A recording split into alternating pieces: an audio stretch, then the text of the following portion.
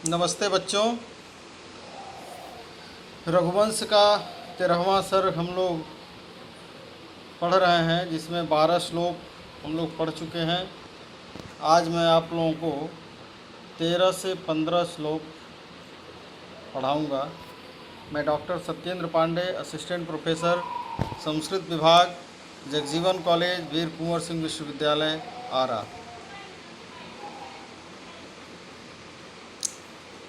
13वां श्लोक है, तवाधरस्पर्धिषु विद्रमेषु, विद्रुमेषु होना चाहिए, द्र में उ की मात्रा, विद्रुमेषु पर्यस्तमेतत् सहसोर्विवेगात् ऊर्ध्वाङ्कुरप्रोतमुखं कथञ्चित् क्लेशादपक्रामति शंखयूथम। तो यहाँ पर क्रियापद है अपक्रामति। आइए इसका हम अन्वय देखते हैं। पदच्छेद पहले देख लेते हैं। तव अधरस्पर्धिषु विद्रमेषु, विद्रम नहीं होना चाहिए, विद्रुम होना चाहिए। कैसे ये छूट गया, की मात्रा छूट गई, विद्रुमेषु होना चाहिए। तो तव अधरस्पर्धिषु विद्रुमेषु पर्यस्तम एतत् सहसा ऊर्मिवेगा ऊर्ध्वाङ्कुरप्रोतमुखं कथंचित् क्लेशात् अपक्रामति शंखयूथम। इसका मूल वाक्य है। मूल वाक्य ढूंढने के लिए सबसे पहले हम क्रियापद देखेंगे। क्रियापद है अपक्रामति। अपक्रामति का अर्थ होता है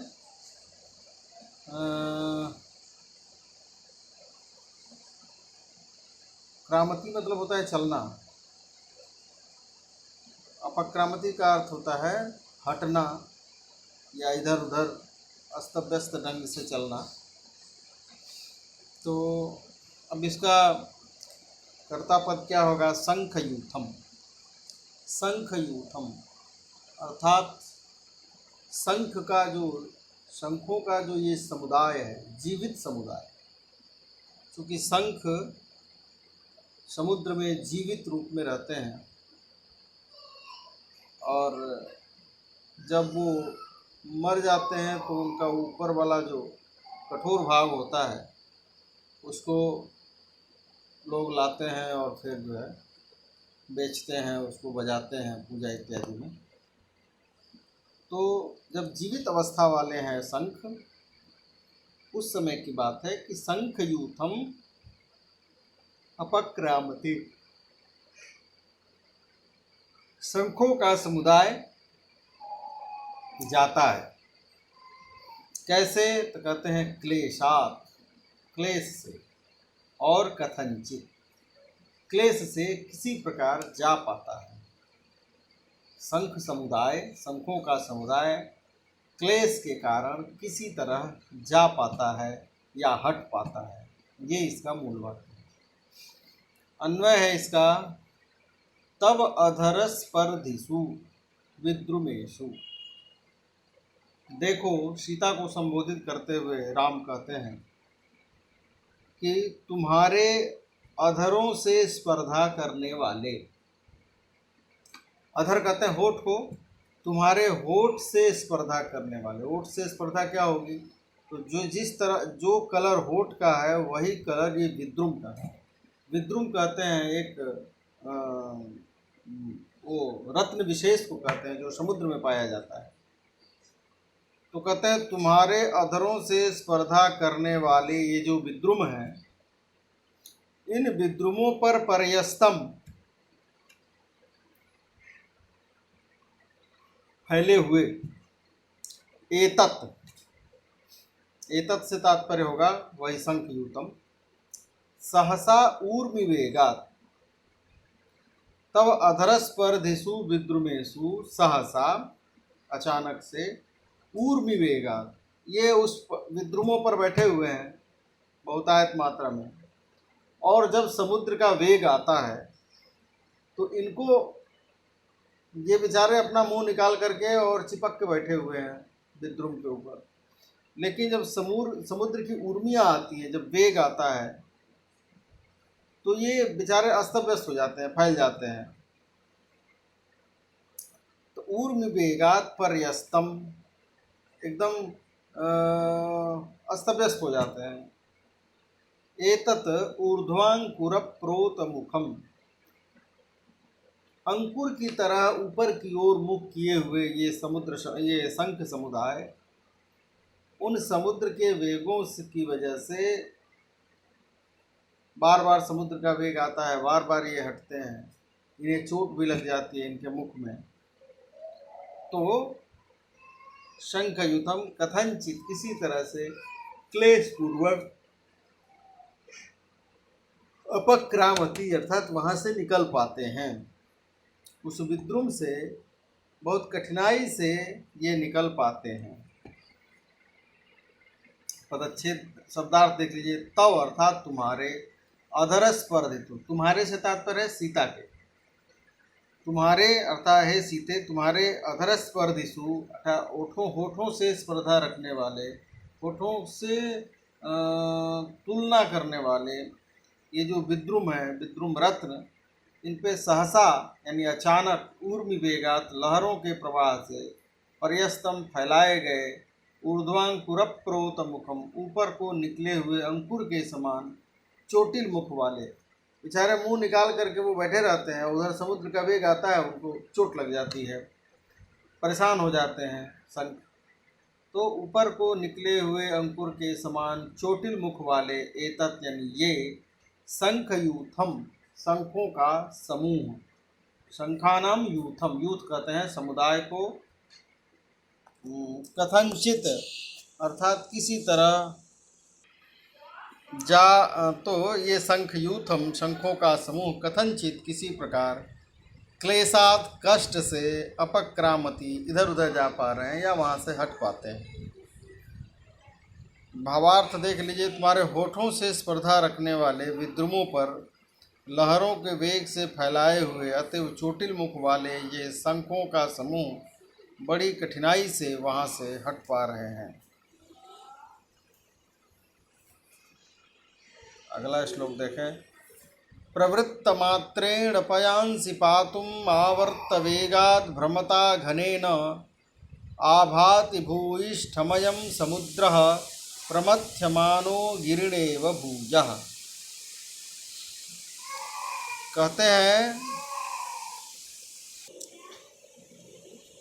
तो प्रवृत्तमात्रेण पयांसि पातुम् आवर्तवेगाद् भ्रमता घनेन, आभाति भूयिष्ठम अयम समुद्रः प्रमथ्यमानो गिरणा इव भूयः।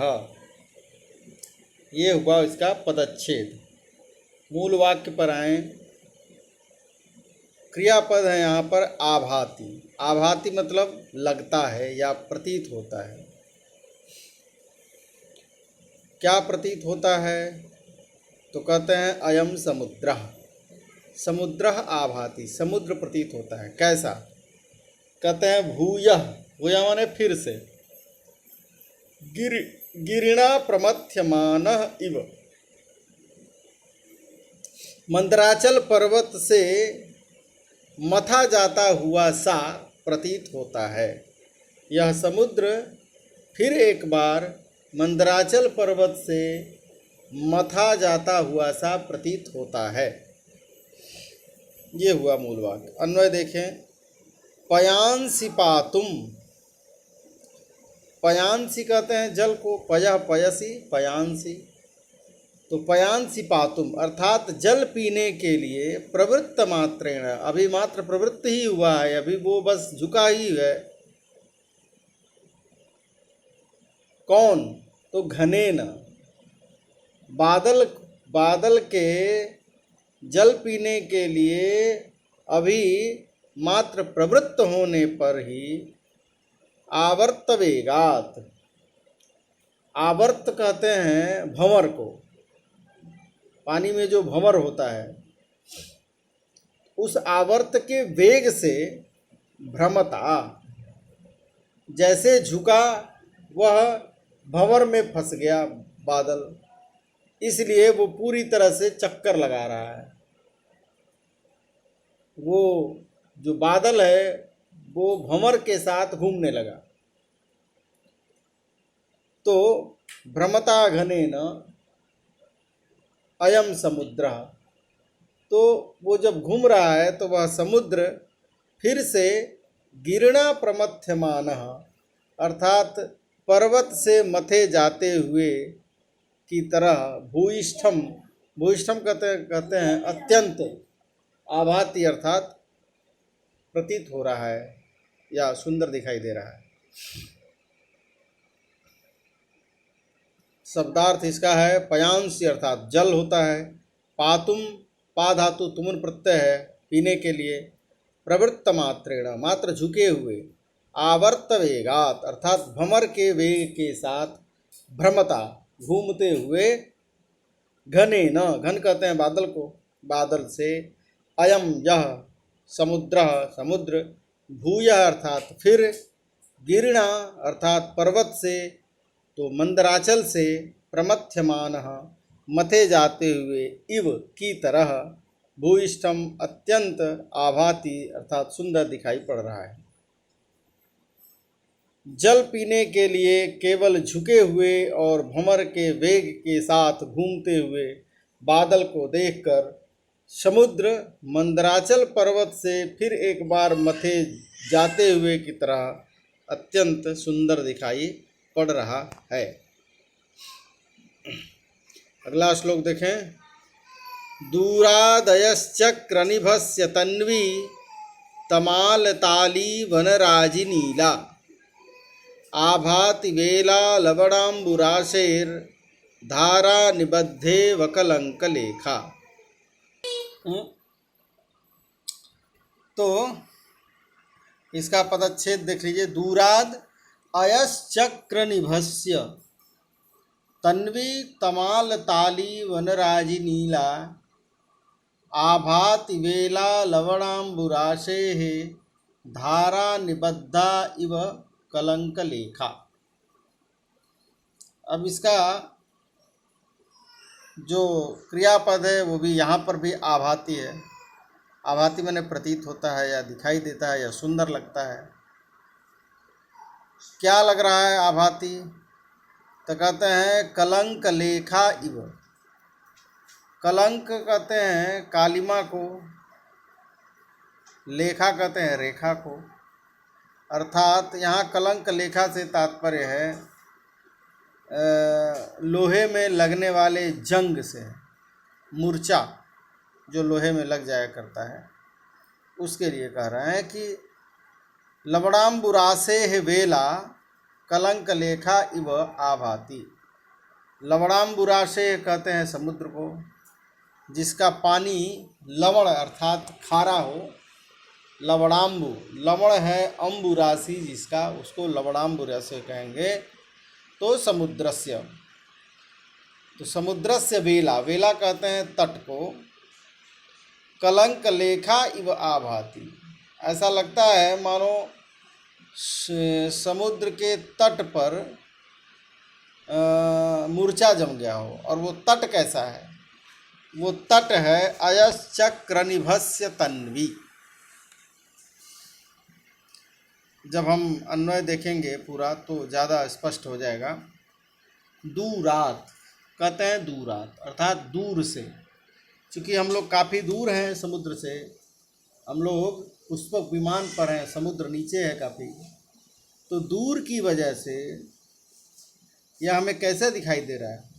अयश्चक्रनिभस्य, अयश्चक्र कहते हैं, अय कहते हैं लोहे को अयस, और अयस का बना हुआ जो चक्र यानी चक्का पहिया, निभस्य कहते हैं के सदृश, तो लोहे के पहिए के समान।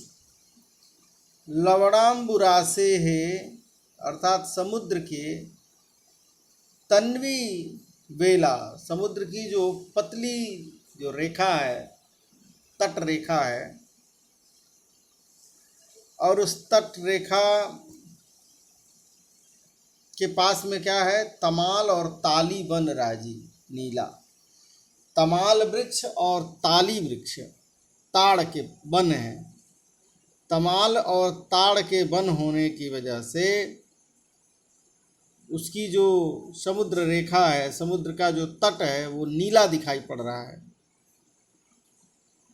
इसलिए ऐसा लगता है कि सफ़ेद जो समुद्र का तट है उस पर ये तमाल और ताली का वन जमे होने की वजह से लगता है कि चक्र पर लोहे के चक्र पर मूर्छा लगा हुआ हो। तो लोहा का चक्र कौन है, तो समुद्र का तट।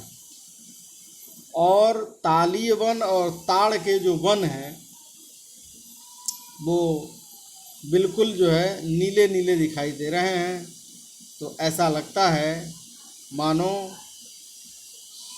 लोहे के पहिए पर जंग लगा हो।